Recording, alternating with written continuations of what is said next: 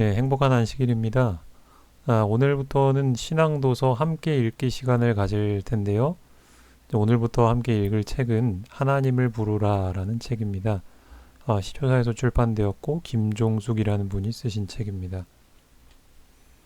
먼저 이 책을 기록하신 저자가 기록한 머릿말을 좀 함께 읽어볼 텐데요. 이 머릿말의 제목은 기이하고 놀라운 체험입니다. 이 서문을 함께 읽어보시면 이 책이 어떤 목적으로 쓰여진 책인지, 그리고 이 책을 통해서 우리가 어떤 내용을 보게 될 것인지를 알 수 있을 것입니다. 교회에서는 끊임없이 전도를 해야 한다고 말하였다. 그때마다 내 머릿속에는 무엇을 어떻게 전해야 하는 거지 하는 의문점이 생겼다. 하나님의 무엇을 말해야 하는지를 알 수가 없었던 것이다. 그것은 곧 나 자신이 하나님을 믿는다고 하고 오랫동안 교회를 다녔지만 사실은 그분에 대해서 제대로 아는 것이 없다는 의미이기도 하였다. 하나님을 바라보라, 하나님을 만나라, 하나님께 짐을 내려놓으라, 마음을 지키라, 하나님께로 돌아오라. 이런 말이 내게는 정말 추상적으로 들렸다. 구체적으로 어떻게 하는 것인지 누군가가 가르쳐 주기를 바랐다. 감정을 다스릴 수 있는 방법이 있나요? 죄를 짓지 않고 악습에서 완전히 벗어날 수 있는 방법은 무엇인가요?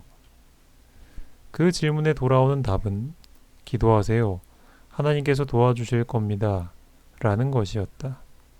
그래서 기도했지만 결정적인 순간에는 꼭 실패하고 마는 것이었다. 결정적인 순간. 바로 그때 모든 승패는 결정되었다. 어떻게 해야 결정적인 순간에 이길 수 있을까? 이것을 알기 위해서 무수히 기도하며 답을 찾기 위해 성경을 읽었다. 그리고 드디어 성경 말씀 속에서 답을 찾아냈다. 죽으면 산다. 이것이 답이었다. 그러면 어떻게 하는 것이 죽는 것인가?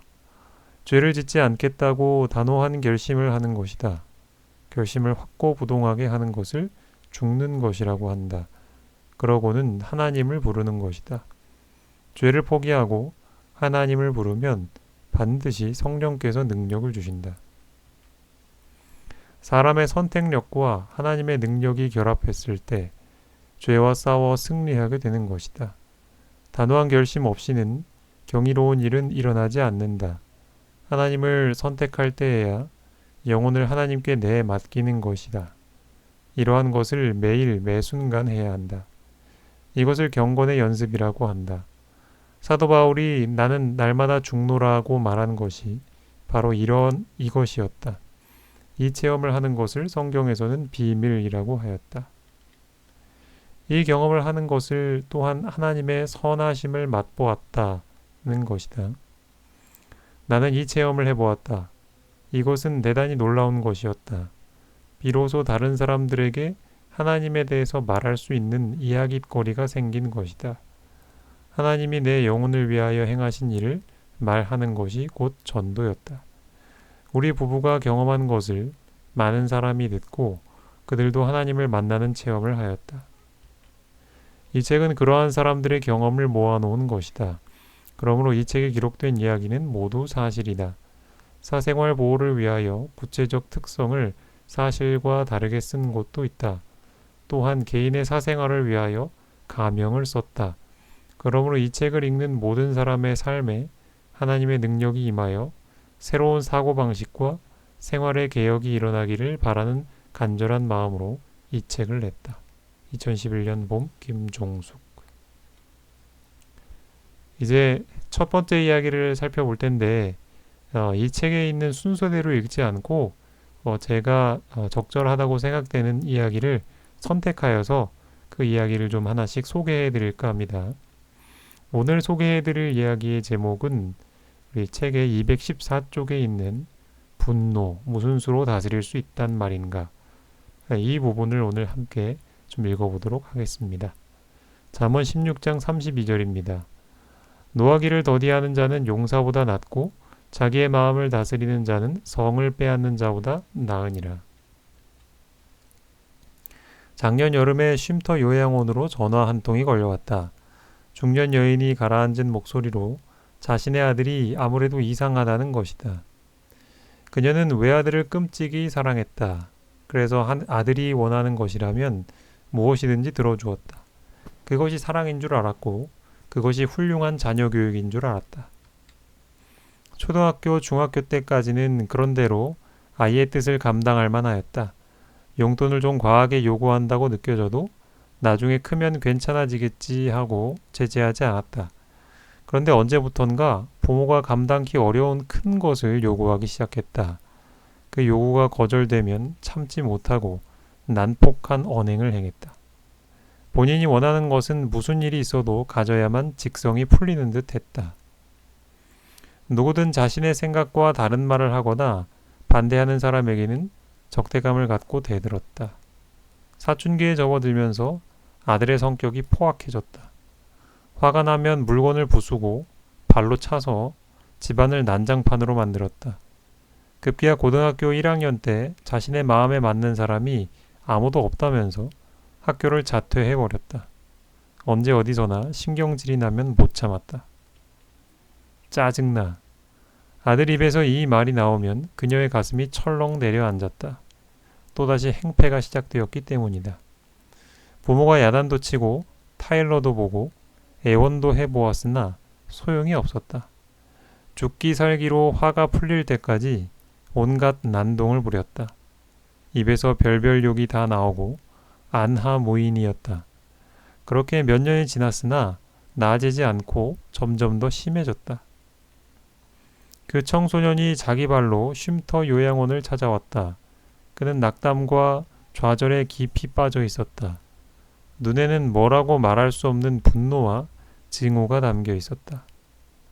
지방에서 여기까지 오기가 쉽지 않았을 텐데 어떻게 오게 되었나요? 여기 오면 마음을 다스릴 수 있는 방법을 알려줄 거라고 해서요. 그랬군요. 그런데 왜 화가 나요? 그리고 화를 내고 나면 마음이 어땠어요? 그는 내가 물어보는 말에 진솔하게 대답했다. 그것을 저도 잘 모르겠어요. 다른 사람들은 별로 화가 나지 않을 일이라는데도 저는 무척 화가 나는 거예요. 그리고 화가 나면 아무리 참아보려고 해도 그게 안 돼요.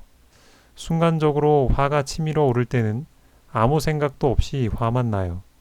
그래서 닥치는 대로 때려 부수고 행패를 부리고 나면 제 자신이 수치스럽고 후회되고 죽고 싶을 만큼 괴로워요. 그래서 다음부터는 이러지 말아야지 하고 참 많이 결심했어요. 그런데 신경질이 나기 시작하면 아무 생각도 안 나고 그냥 똑같은 행동을 반복해요. 이 성격 때문에 학교도 자퇴까지 했어요.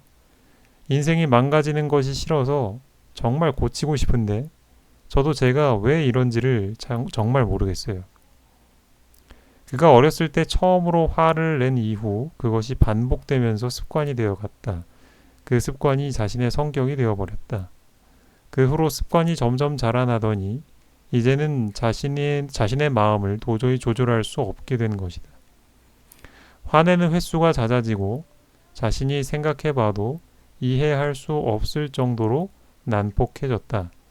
누구하고도 가까이 지낼 수가 없어서 외로웠다. 공부를 중도에 포기했기 때문에 장래에 대한 두려움과 불안이 엄습해 올 때면 정말 미쳐버릴 것 같았다. 왜 자기가 이런지 그 이유를 알고 싶다고 하였다. 나는 그에게 화내는 습관은 단호한 노력이 없이는 못 고칠 것이라고 말했다. 자신의 생각을 지배해야 하고 치밀하고 처절한 노력이 없이는 불가능하다고 알려주었다. 그 버릇을 고치는 것은 결코 용이하지 않으며 단시일에 이루어지는 것도 아님을 알아야 한다고 말했다. 자신과의 지독한 싸움에서 계속적으로 이겨야 한다고 말해주었다. 그는 고개를 끄덕이며 그건 제가 누구보다도 잘 알고 있어요. 화를 참아보려고 해보지 않은 것이 없으니까요. 제가 얼마나 노력하고 애썼는지 몰라요. 그러나 안 되더군요. 제가 혼자 할 수 있었다면 이곳에 오지도 않았고 벌써 고쳐서 학교에 다니고 있었을 거예요. 이제 나는 그에게 본론을 말할 때가 되었다고 느꼈다. 무당이 작두 위에서 칼춤을 추는 것을 본 적이 있나요? 직접은 못 보았고 영화나 TV에서는 보았어요. 그래요. 그것은 자신의 힘으로 하는 것이 아니기 때문에 우리는 그것을 귀신이 들렸다고 하죠. 화나는 것도 자신의 생각만으로는 화가 나는 줄 알고 있는데 사실은 그렇지 않아요. 화나는 생각은 자신이 하는 게 아니고 외부에서 들어오죠. 그 생각을 거절하지 않고 선택하는 순간 화내는 힘이 마음속으로 들어오게 돼요. 무당에게 신내린 것과 같은 이치라고 볼 수 있죠.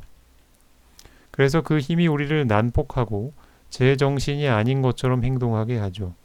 아무리 화가 나더라도 그 순간 분명히 화를 내면 안 된다는 또 하나의 생각이 들어오는데 이때 화를 낼 것인가 말 것인가는 자신이 선택하는 것이에요. 어느 쪽을 선택하느냐에 따라서 화를 낼 수 있는 힘이든지 화를 참아낼 수 있는 힘이든지 둘 중 하나의 능력이 사람의 마음속으로 들어오는 거예요. 그가 깜짝 놀라면서 아, 그래요? 그래서 그랬구나. 저는 외부에서 생각이 내 마음으로 들어온다는 이런 이야기는 처음 들어보지만 이해되고 공감이 가네요. 언제나 두 가지 생각이 들었었는데 그 이유를 몰랐어요. 무엇 때문에 동시에 두 가지 생각을 하면서 갈등하고 괴로워해야 하는지를 정말 몰라서 답답했는데 이제야 수수께끼가 풀리는 것 같아요. 그렇다면 어떻게 해야 화를 참을 수 있는 힘을 선택할 수 있죠? 그는 대단한 흥미와 관심을 나타냈다. 내 얼굴을 뚫어져라 바라보며 눈을 크게 떴다. 그의 간절한 바람이 무엇인지 알 수 있었다. 그가 긴장한 얼굴로 내 말에 귀를 기울였다. 두 가지 생각이 들어올 때 아무런 선택을 하지 않고 있으면 곧 화를 내는 쪽을 선택한 것으로 간주돼요. 그렇기 때문에 화를 참을 수 있는 힘을 선택하는 것은 자신의 의지력을 그쪽에 두는 것을 의미해요. 화를 참아야겠다고 먼저 결심하고 예수님을 부르면 하늘에서 능력이 사람의 마음속으로 들어와요. 사실 신앙생활은 자신의 마음을 다스릴 수 있는 힘을 소유할 수 있기 때문에 하는 거예요. 이것을 하나님의 참 자녀가 누리는 권세라고 하죠. 어떠한 경우에도 포기하지 말고 끝까지 예수님을 부르면 반드시 이길 수 있는 힘을 보내주세요. 제가 경험해 보았기 때문에 자신 있게 말할 수 있어요. 그는 내 말뜻을 정확하게 이해했다. 놀라움과 흥분을 감추지 못하면서 말했다. 자신의 마음을 다스릴 수 있다는 이런 얘기는 제 평생 처음 들어보는 거예요. 결심하고 예수님을 부르면 하늘에서 능력이 사람의 마음속으로 들어온다는 것이죠? 네, 틀림없으니 예수님을 선택해서 불러보세요. 이야, 어떻게 그런 일이 있을 수가 있을까? 정말 신기하다. 맞아요. 그래서 성경에서는 그것을 신기한 능력이라고 해요. 그리고 그 신기한 능력으로 마음을 다스리는 것을 신의 성품에 참여하는 것이라고 하죠. 그가 감탄했다. 그리고 신기한 능력을 꼭 체험해 봐야겠다고 결심하였다. 그는 설렘과 기대감으로 가슴 벅차했다. 그는 쉼터에 있으면서 자신과의 싸움에서 이기기 위해 수없이 예수님을 불렀다. 자신과의 싸움이 얼마나 치열한지 그의 얼굴이 야위었다. 드디어 그가 극적으로 승리하는 날이 찾아왔다. 하늘의 능력으로 승리해서 마음의 평화가 찾아왔을 때 하나님께 감사한다며 그렇게 기뻐할 수가 없었다. 그 기쁨으로 그의 인생이 다시 시작되었다. 과거와는 전혀 다른 삶이 새롭게 시작된 것이다. 현재 그는 대학교에 다니고 있으며 하나님과 동행하는 삶을 살고 있다.